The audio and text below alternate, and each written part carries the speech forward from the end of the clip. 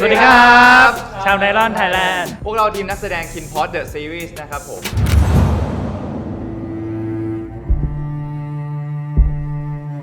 Chimende merita di morire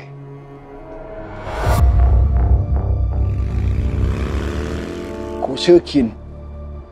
ใครๆก็อยากให้กูตายทั้งนั้น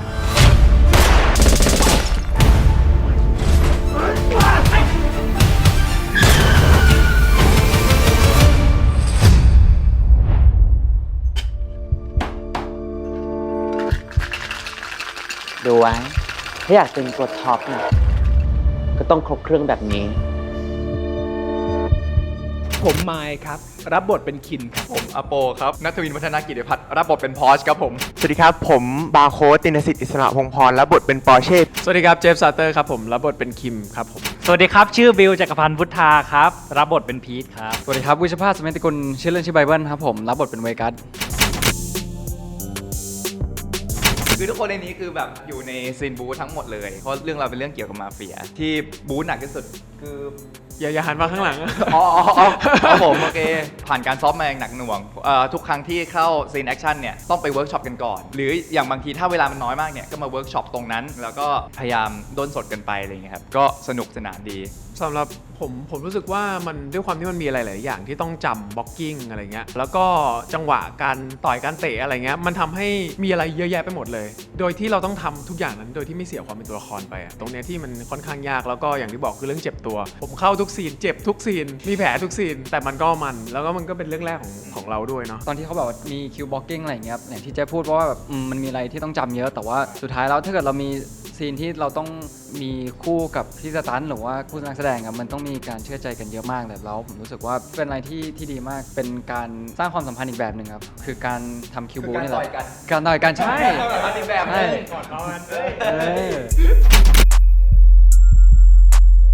ครั้งแรกกับผมเขินอันนี้คือครั้งแรกในชีวิตเลยที่แบบว่าเล่นเลิฟซีนแบบหนักที่สุดแหละโบก็รู้สึกว่าแบบโหกายต้องมาถอดเสื้อผ้าต่อหน้าคนเยอะๆมัน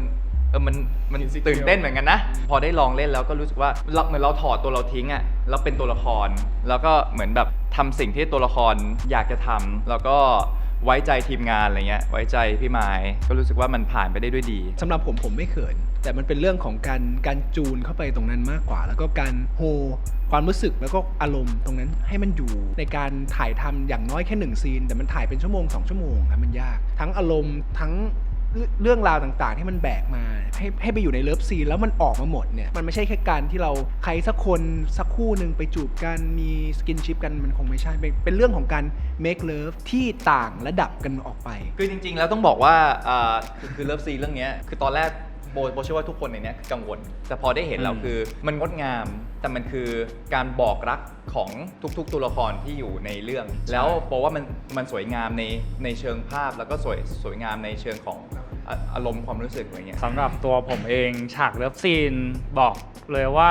จริงๆมันเหนื่อยกว่าเล่นซีนอารมณ์เหนื่อยกว่าการร้องไห้เหนื่อยกว่าการแบบเล่นคอมเมดี้เสียด้วยซ้ำการเข้าเลิฟซีนของผมคือเป็นครั้งแรกเหมือนกันเป็นอะไรที่เปิดโลกแล้วก็ท้าทายตัวเองเหมือนกันมันรู้สึกว่า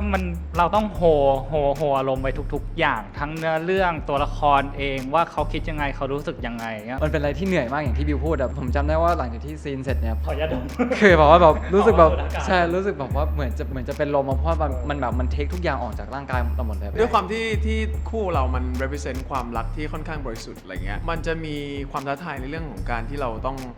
deliver ความบริสุทธิ์เนี้ยออกมาโดยที่ตัวคิมมันมีอะไรบางอย่างมวลอะไรบางอย่างที่เก็บไว้อะไรเงี้ยมันจะยากตรงนี้มากกว่าอะไรเงี้ยครับ เวลาเราอยู่ด้วยกันน่ะ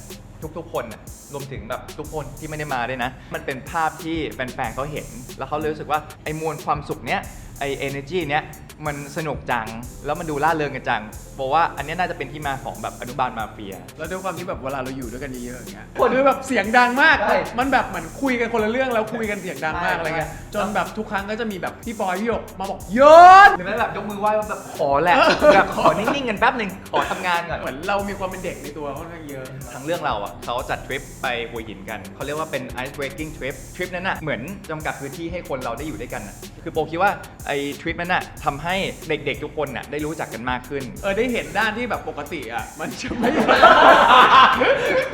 มันจะไม่เห็นเหรอปกติทุกคนจะมีฟอร์มกันอยู่แล้วอะไรเงี้ยอันนั้นมันไม่มีเลยอ่ะ ได้เห็นตัวตนที่แท้จริงก็รู้สึกว่าแล้วก็ทำเวิร์กช็อปทำอะไรเงี้ยมันก็ง่ายขึ้น อย่างบาร์โค้ดก็เป็นน้องใหม่เขาก็ไม่ได้รู้สึกเกรงที่เขาจะอยู่ในเนี้ย ผมก็ต้องปรับตัวใหม่ทุกอย่าง ผมต้องแบบผมกดดันตัวเอง ผมก็กลัวว่าแบบเอ้ยพี่ๆเขาดูน่ากลัวจัง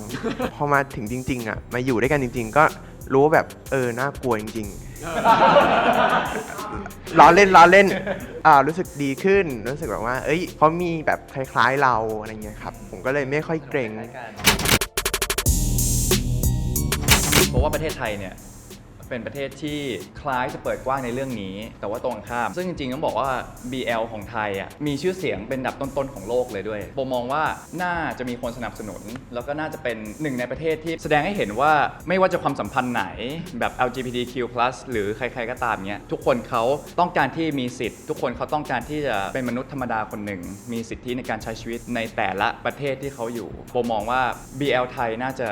represent ตรงนั้นได้ดี เพราะว่าการที่ได้ใช้ชีวิตแล้วได้มีความสุขแล้วไม่ต้องมีกรอบมากั้นว่าใครเพศอะไรหรือชอบแบบไหนเพราะว่ามันน่าจะเป็นสิ่งที่มหัศจรรย์มากเลยครับเพราะว่าอันนั้นคือมุมมองที่อยากให้ทั้งคนไทยและคนทั่วโลกได้รับแล้วก็เข้าใจสิ่งนั้นเหมือนกันนี่ จริงๆผมเชื่อว่าคนบันเทิงไทยทีมงานนักแสดงมีความสามารถมากอยู่แล้วผมเชื่อว่าไปได้ไกลอีกมากๆเลยครับอย่างที่บอกว่าจริงๆแล้วผมว่าเชื่อว่าทุกคนก็คงต้องการอิสระไม่ว่าจะเป็นอิสระทางการใช้ชีวิตความคิด financial freedom อะไรก็ตามแต่สุดท้ายอิสระในการเลือกในสิ่งที่ตัวเองชอบก็เป็นสิ่งหนึ่งที่ควรจะสนับสนุนถูกไหมครับผมเชื่อว่าวงการซีรีส์วายไทยคงไปได้อีกไกลมากแล้วเราก็ดีใจที่เรื่องเราก็เป็นส่วนหนึ่งในการขับเคลื่อนตรงนั้นอย่างน้อยก็เป็นในธีมของมาเฟียที่มันมีความดุเด็ดเผ็ดร้อนที่อาจจะต่างจากเรื่องอื่นที่เคยทำมาในมุมมองผมก็คือตอนนี้ซีรีส์วายกับซีรีส์ไทยแบบ in general ผมคิดว่าตอนนี้มันกำลังเข้าไปอยู่ในช่วง evolution นะหลังจากนี้มันจะเป็นช่วง renaissance ของซีรีส์วายไทยครับผมว่าเขากำลังเอาไอเดียแปลกๆใหม่ๆมาเข้าไปในธีมนี้ครับรู้สึกว่าการเบลนเกี่ยวกับซีรีส์วายกับซีรีส์ธรรมดาเดี๋ยวมันจะไม่มีเส้นปักครับคือมันก็จะเป็นซีรีส์ไทยแล้วก็มันก็จะเป็นเนื้อเรื่องเกี่ยวกับคนเกี่ยวกับมนุษย์ครับมันไม่ต้องแบ่งว่าแบบเป็นวายหรือไม่วายอะไรเงี้ยช่วงนี้มันเป็นการเปลี่ยนแปลงใช่ เป็นหนังเรื่องนึงที่ก็ความรักก็คือความรักในเรื่องมันเป็นไม่ได้เป็นเอลิเมนต์ที่แบบสำคัญมาเป็นอันนี้หนังวายต้องเล่าเรื่องเกี่ยวกับความรักของชายเท่านั้นอะไรเงี้ยความรักของชายเป็นเอลิเมนต์หนึ่งแต่พล็อตต่างหากที่แมทเตอร์อะไรเงี้ย เรื่องนี้เป็นเรื่องที่พวกเรานักแสดงแล้วก็ทีมงานตั้งใจกันมากตั้งใจตั้งแต่การเริ่ม pre-production แล้วก็การกาวบทให้แข็งแรงให้มีความเป็นมนุษย์มากที่สุดเพราะว่าความสนใจของเรื่องนี้คือทุกตัวละครมีความเป็นธรรมชาติที่ค่อนข้างสูงมากทุกตัวละครจะมีความต้องการของตัวเองชัดเจนซึ่งโบคิดว่าคนที่ได้ดูบางทีทุกวันที่เขาใช้ชีวิตเขาอาจจะ struggle อยู่ว่าเฮ้ยการที่เขาเป็นแบบนี้การที่เขามีบุคลิกภาพอย่างนี้เขาแปลกจากคนอื่นหรือเปล่าแต่โบเชื่อว่าคนที่ได้ดูเขาจะรู้สึกว่าเอ้ามีตัวละครนี้เหมือนกันเหรอมีคนที่คิดแบบนี้เหมือนกันเหรอมีตัวละครที่บุคลิกภาพอย่างนี้เหมือนกันเหรอแต่เขาก็ยังอยู่ในสังคมได้เขาก็ยังใช้ชีวิตต่อไปได้แล้วก็มีความสุขด้วยโบคิดว่าอันนี้คือสิ่งที่น่าสนใจของ KinPod The Series เลยแล้วผมเชื่อว่ามันเป็นซีรีส์ที่ต่อให้คนที่ไม่ได้ดูหนังวายมาก่อนไม่ได้ชอบ BL อะไรเงี้ยก็สามารถดูได้เพราะมันสุดในทุกมิติจริงๆแล้วเป็นอิเลเมนต์หนึ่งแต่มันมีอิเลเมนต์ที่แบบมันกว่านั้นในทุกๆมิติเลยแล้วก็ขอบคุณสำหรับคนที่รอแล้วก็ติดตาม KinPod มาตลอดนะครับบอกเลยว่าพวกเราไม่ได้หายไปไหนพวกเราทำกันบ้านทุกวันขัดเกลาบททุกวันแล้วก็ในมุมมองของโปรดักชันเองพวกเราก็ตั้งใจทำงานแล้วก็เต็มที่กับทุกๆซีนทุกๆฉากนะครับ We know you've been waiting a long time and we just would like to thank all the fans out there who have been waiting for KinPod the series. All of us here and the actors including the production team have been working very very hard every single day to get you like the best product possible. Yeah. It's just like a gift from us. You just open a gift and see what it inside. Yeah, that's it.